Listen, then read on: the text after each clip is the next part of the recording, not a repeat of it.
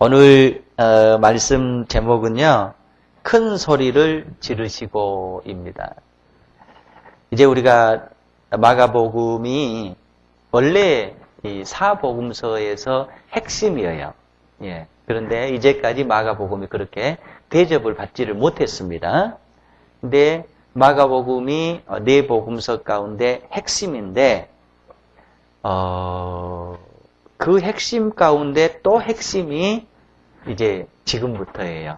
예, 지금부터 16장은 정말로 핵심이에요.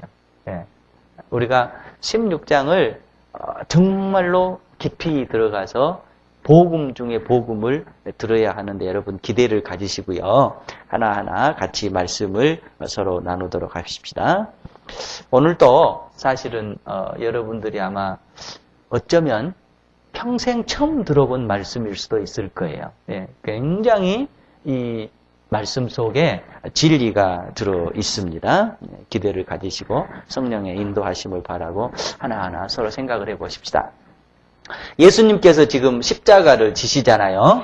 예, 사실은 21절부터 쭉 읽었으면 좋으련만 시간상 이렇게 했습니다. 예. 네, 21절부터 이제 예수님께서 십자가를 지시는 모습이 쭉 나오고 있죠. 마가는 예수님의 그 십자가에 지시는 그 현장을 자세하게 기록을 하고 있어요.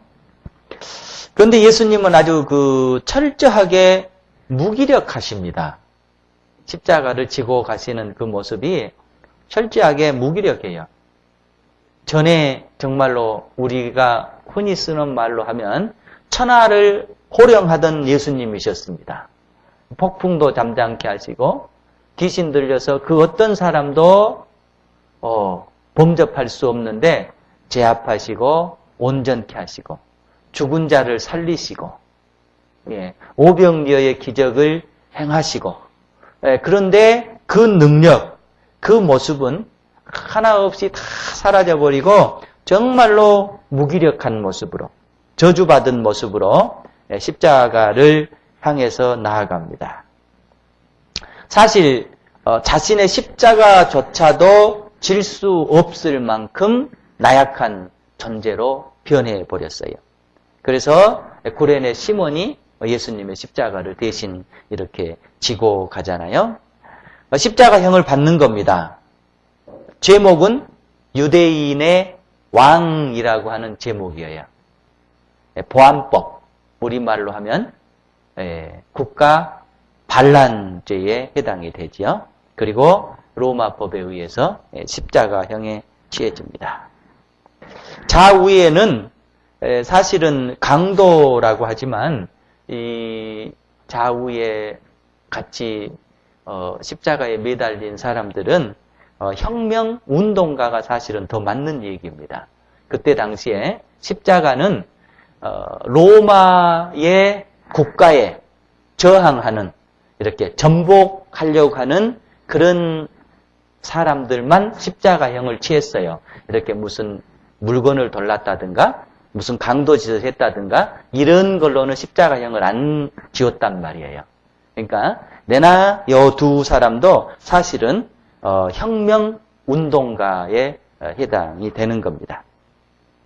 가장 밝은 정오 12시에 온 땅이 흑암 속에 잠겨버립니다. 십자가를 지시는 순간. 그리고 이 대목을요, 성경학자들은 그렇게 표현해 놓은 분이 계셔요. 죽음이 생명을 삼켜버리는 시간이다. 그리고 더 심각한 것은 죽음이 생명을 삼켜버리는 시간인데 하나님은 침묵하고 계신다. 하나님은 부재하시다. 계시지 않는다. 여러분 그럴 때가 있잖아요. 여러분이나 저나 삶을 살면서 정말로 절대절명의 시간이에요. 예. 죽음이 내 생명을 삼켜버린 것 같은 그런 순간. 그것도 힘든데 더 힘든 거는 뭐냐면 하나님께서 침묵하시는 거예요. 하나님은 무소부재하시다고 했는데 어디를 둘러봐도 하나님은 계시지 않는 것처럼 느껴지고 정말로 하나님은 없는 것처럼 느껴지고 예. 그럴 때 우리가 얼마나 힘듭니까? 예수님께서도 내나 마찬가지셨어요. 전에도 말씀드렸습니다마는 예수님은 하나님의 아들이었기 때문에 십자가를 지실 때도 별로 안 힘드셨을 것이다. 아니에요. 똑같이 힘드셨어요. 예.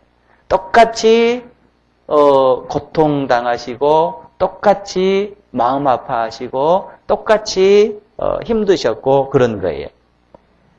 그리고 예수님께서 그 죽음 앞에 뭐라고 외치신가요? 어디에 있습니까? 예, 34절에 제9시에 예수께서 크게 소리 지르시며 엘리 엘리 라바 사박다니 하시니 번역하면 뭐라고요? 나의 하나님 어찌하여 나를 버리셨습니까? 이걸 바꾸고 얘기하면 왜 하나님 저를 버리시는 겁니까? 이런 의미죠. 예.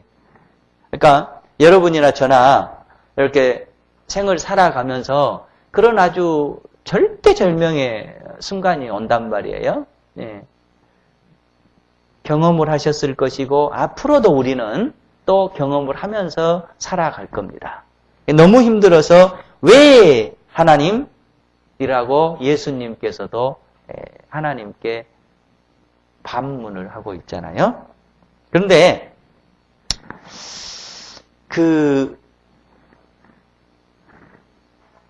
뭐라고 그래야 될까요? 미국 사람들은요, 유럽권의 사람들은요, 이런 얘기를 해요. 우리가 하나님 앞에 왜라고 기도하면 응답 안 하신대요. 그러니까 이게 무슨 얘기냐면요. 이런 얘기예요. 자, 우리가 하나님께 기도하잖아요. 그런데 왜? 라고 물으면 하나님은 응답을 안 하신대요. 그러니까 뭐라고 물어야 되느냐? 무엇을 이라고 물어야 된다요. 무엇을? 그러니까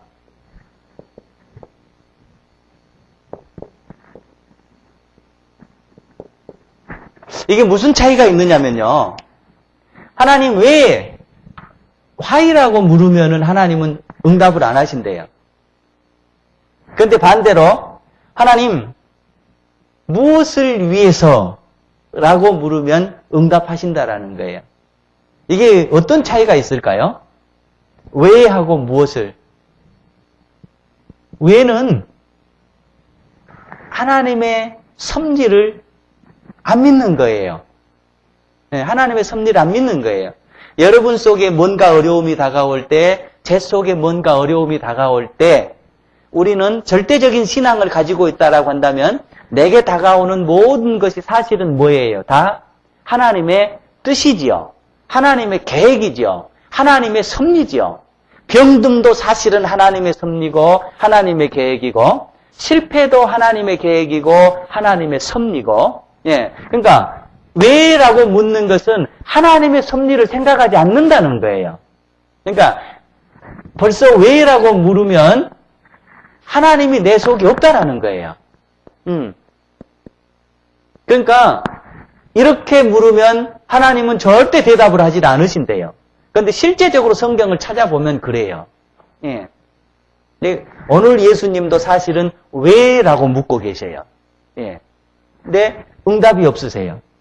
그런데 무엇을 이라고 묻는 것은 하나님 지금은 제가 이해할 수 없지만 지금은 제가 어렵지만 제게 다가오는 불행도 제게 다가오는 실패도 제게 다가오는 병도 제게 다가오는 아픔도 하나님의 섭리가 계신 줄로 믿습니다.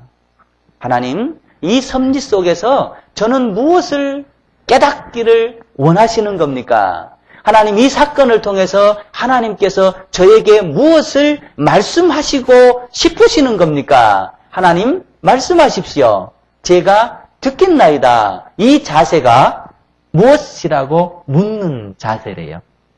예. 그러니까 이거는 하나님의 섭리를 외면하는 거예요. 벌써 어디서 출발하냐면은 불신에서 출발하는 거예요. 이것은 섭리를 뭐 하는 거냐면은 인정하는 거예요. 그리고 하나님을 철저하게 뭐 하는 거냐면은 신뢰하는 거예요. 내게 병이 와도 하나님은 계획이 있어서 내게 병을 주시는 거야. 내가 실패가 해도 하나님은 내게 계획이 있어서 실패를 주시는 거야.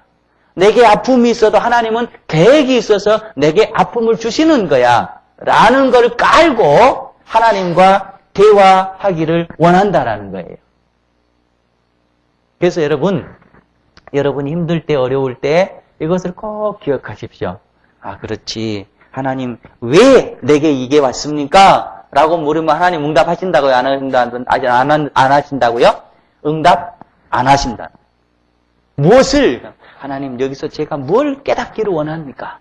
하나님, 이 사건을 통해서 제게 무엇을 말씀하시고 싶으신 것입니까? 예. 이러면 하나님은 응답을 하신대요. 벌써 이 자세가 돼 있으면 하나님의 음성을 듣는데요. 예. 매일 하나님은 우리에게 음성을 주시는데 이 자세를 가지고 있으면 하나님의 음성은 들을 수가 없다라는 거예요. 하나님의 주파수와 안 맞춰진다라는 거예요. 그래서 우리가 이런 기도의 자세를 가지고 살아가야 됨을 오늘 예수님은 보여주시는 거예요.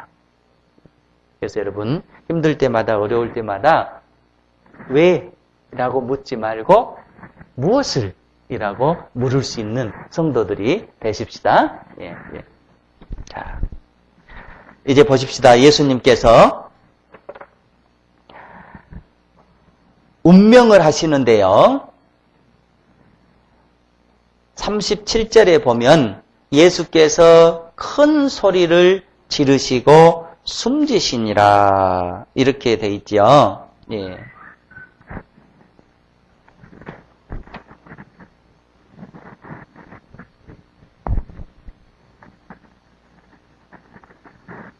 자, 편의상 두 개로 나누겠습니다.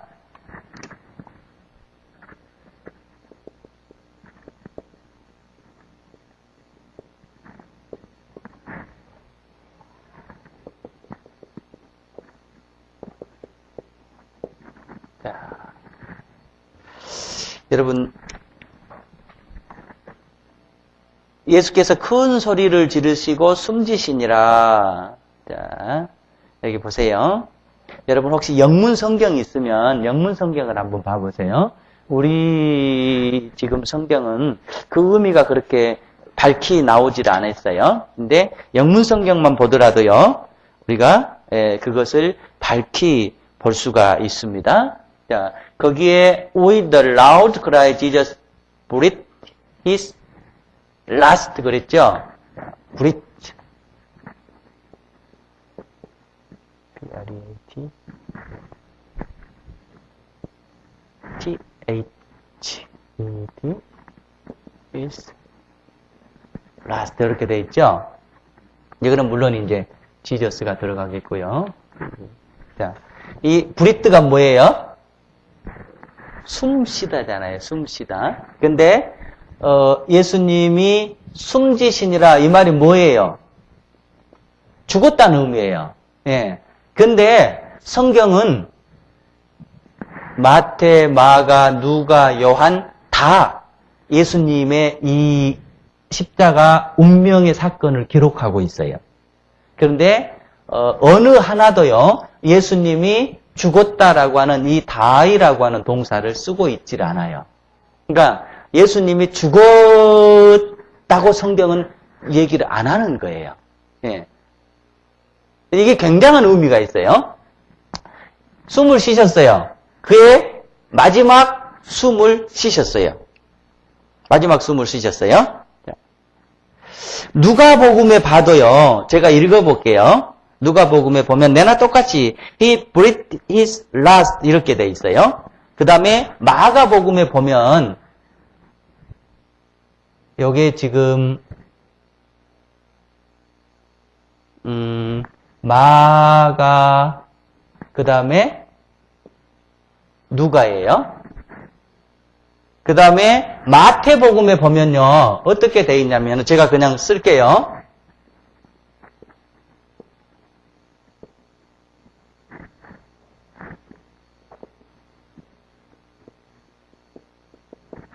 이렇게 돼 있어요.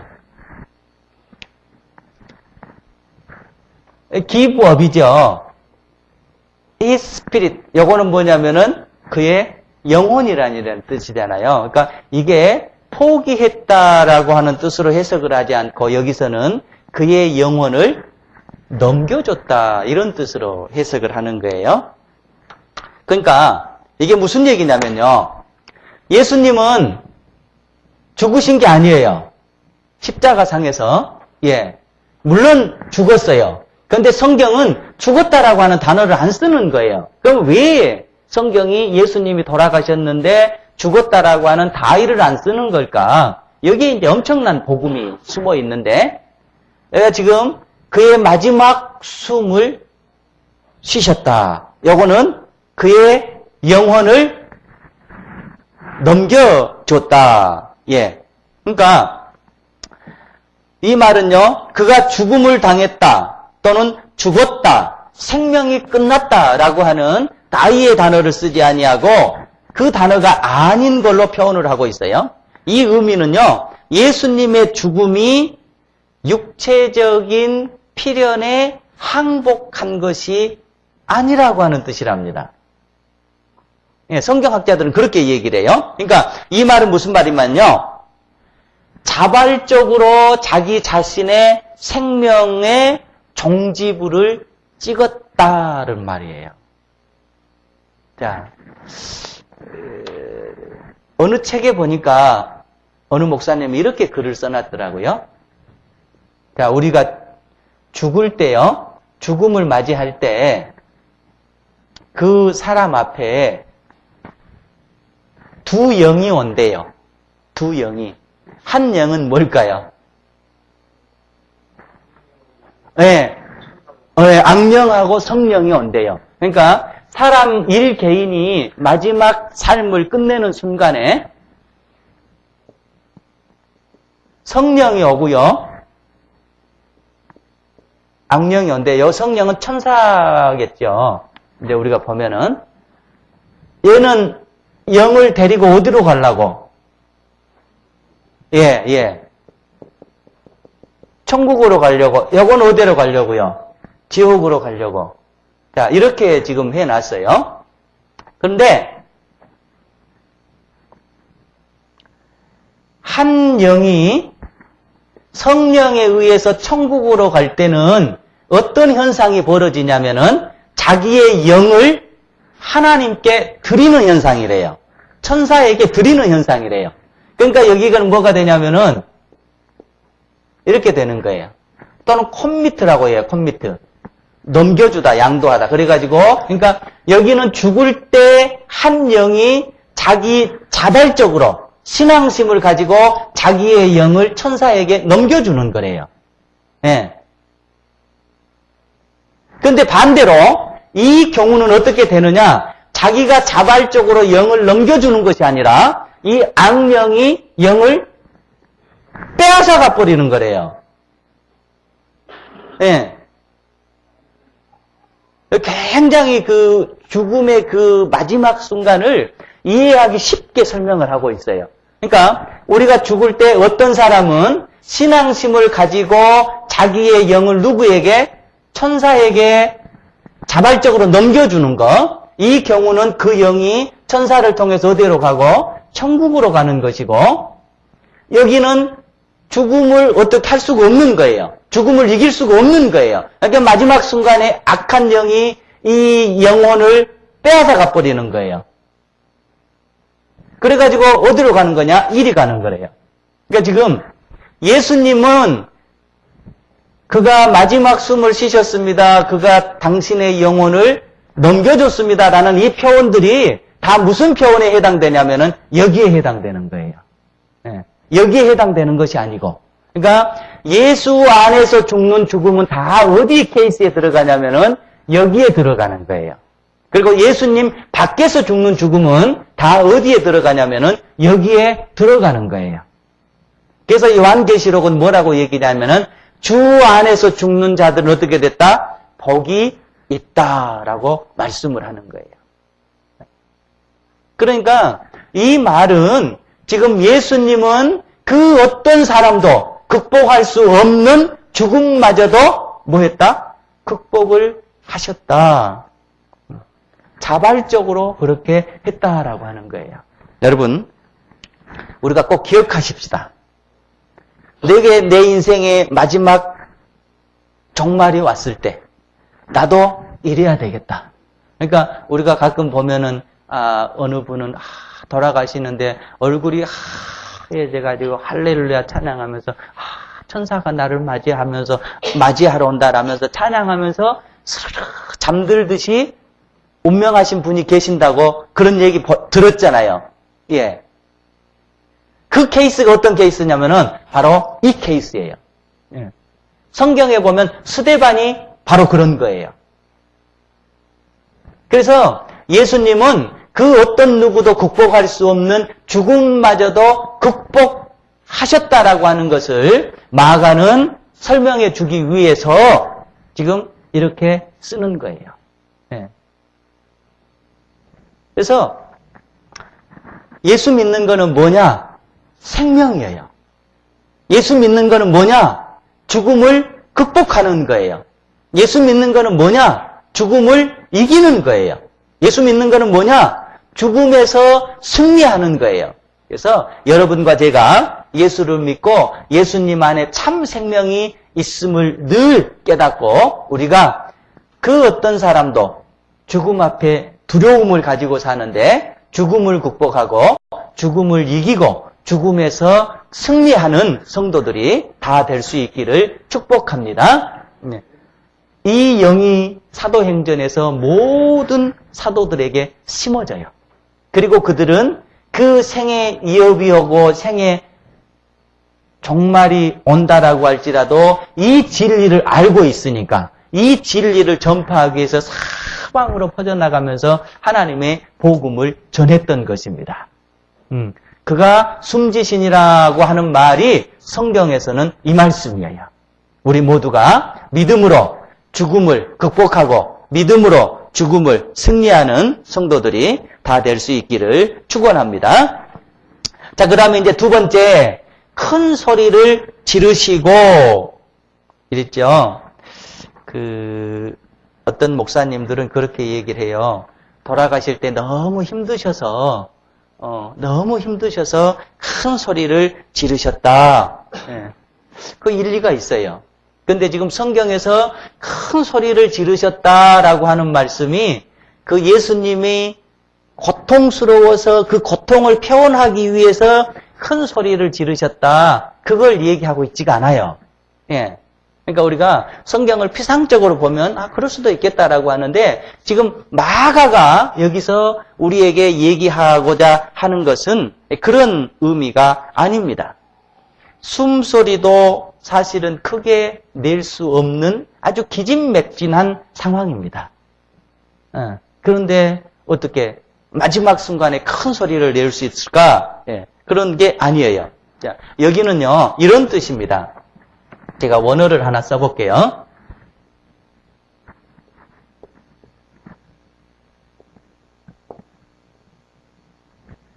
내가 소리, 예.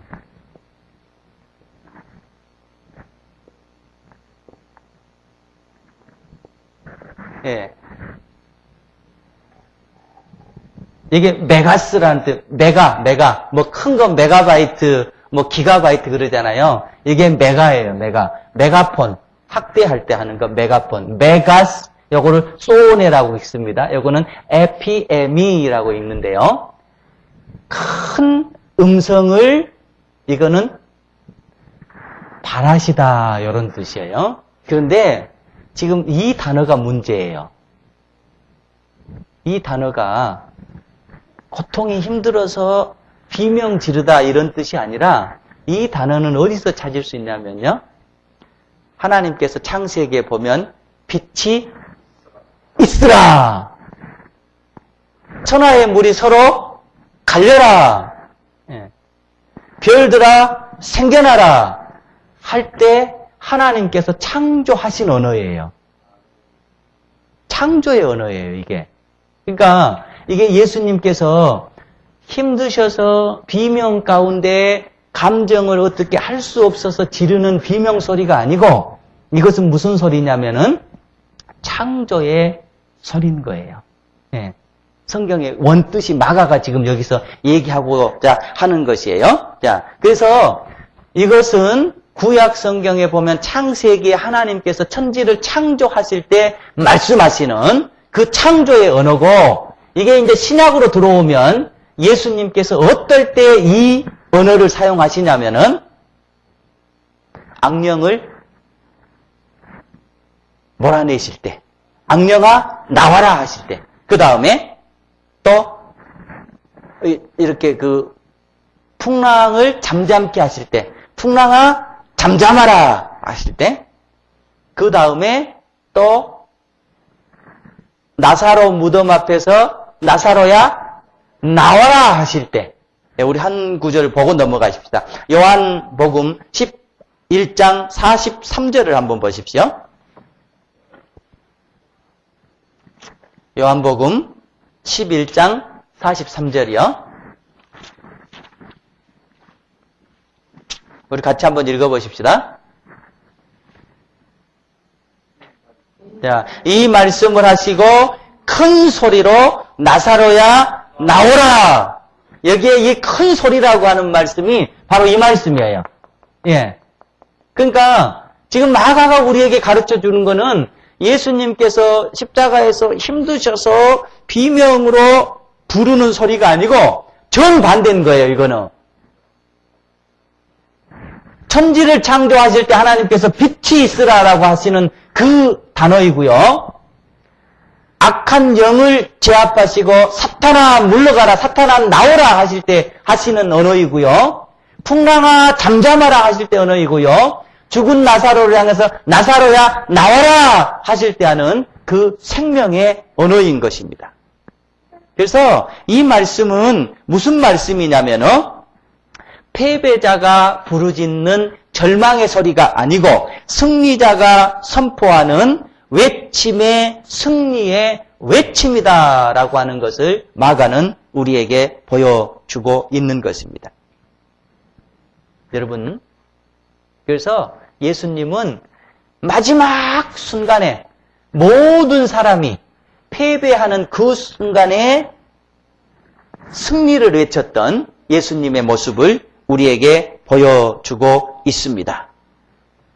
그래서요, 여러분, 이 마지막 순간 온 인류의 십자가를 위해서 예수님이 돌아가시면서 그냥 사탄에 의해서 영을 빼앗기는 것이 아니라 사탄을 뭐하고? 제압하시고, 그렇죠? 예, 사탄을 제압하시고 그 다음에 어떻게 되는 거예요? 인류의 구원을 이루시고 내가 다 이루었다라고 말씀하시고 그 영혼을, 당신의 영혼을 지금 누구에게 넘겨주고 계시는 거예요? 하나님께 넘겨드리고 있습니다. 이것이 십자가에서 예수님께서 우리에게 행하시는 은혜고 또 우리가 우리의 삶을 통해서 살아가면서 우리가 실천해야 될 생명의 은혜가 이 속에 있는 줄로 믿습니다. 네, 지금 이 얘기예요. 이 얘기예요. 자, 그래서 여러분 우리가 기도를 할 때 그래요. 우리가 문제가 있잖아요. 문제가 있으면 하나님 이러한 문제가 있어요. 이런 문제 해결해 주세요. 이게 기도예요. 그런데 정말로 기도의 능력자들은 그 기도를 바꾸라고 얘기를 해요. 어떻게 바꾸라고 얘기를 하느냐? 자, 내 문제를 하나님께 기도하는 것이 아니라 내 문제를 향해서 하나님의 능력을 선포하라라는 거예요. 이해돼요? 예, 그러니까 내가 문제가 있어요. 하나님, 제가 병들었어요. 하나님 힘들어요. 제 병 고쳐주세요. 이게 일반적인 기도예요. 그런데 그렇게 하는 것이 아니라 병아, 생명의 능력인 예수 그리스도의 이름으로 명하노니 떠날지어다. 회복될지어다. 하나님의 능력을 문제에다가 선포하라라는 거예요. 예. 우리가 어디서 이런 현상을 보게 되냐면요.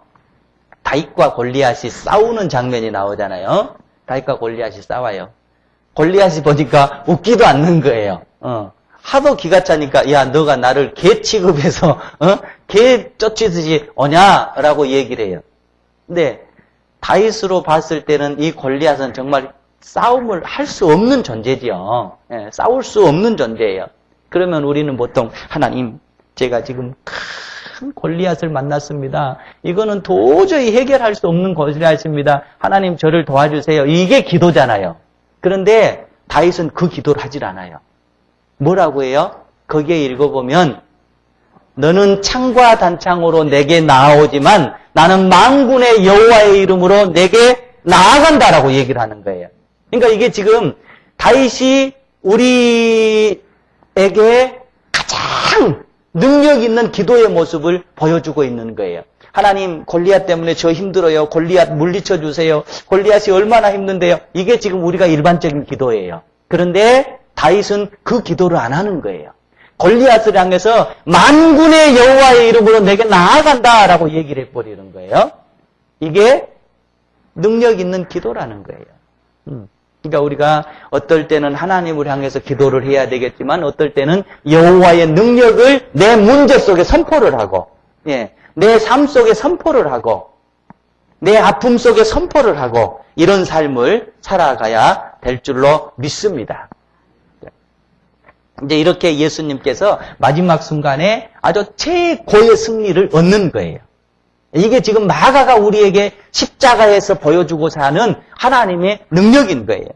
자, 그렇게 되니까 어떻게 됩니까? 하나님께서 됐다. 인정을 했어요. 어떻게 인정을 하시느냐? 다시 본문으로 넘어갑니다. 성소의 휘장이 위로부터 아래로 찢어지잖아요. 예. 그러니까 지성소와 성소가 있었는데 여기는 아무도 들어갈 수 없어요. 1년에 한 번 대제사장만 들어가는 거예요. 그게 찢어진 거예요. 그러니까는 하나님과 인간과의 길이 뚫린 것을 지성소의 커튼이 찢어지면서 보여준 거예요. 그러니까 이것은 뭐냐면은 하나님께서 뭐 한 사건이냐면은 인정하신 사건이에요. 내가 이 땅에 와서 인류의 구속 사업을 온전히 완성했다, 됐다, 통과했다 라고 하나님께서 인정하시는 거예요. 자, 하나님이 한번 인정해 주시죠. 그 다음에 누가 인정을 하게 되냐면요. 39절에 한번 보세요. 예수를 향하여 섰던 백부장이 그렇게 숨지심을 보고 이르되 이 사람은 진실로 하나님의 아들이었도다. 예수님을 십자가에 못 박는데 총 책임자인 백부장이 이 사람은 진실로 하나님의 아들입니다 라고 인정을 해줘요. 두 번째 인정을 해줘요. 자, 그 다음에 누가복음에 보면 또 좌우에 강도가 십자가에 못 박히잖아요. 한 강도가 어떻게 돼요?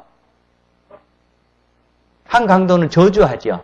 그런데 한 강도가 저는 죄인이 아니다.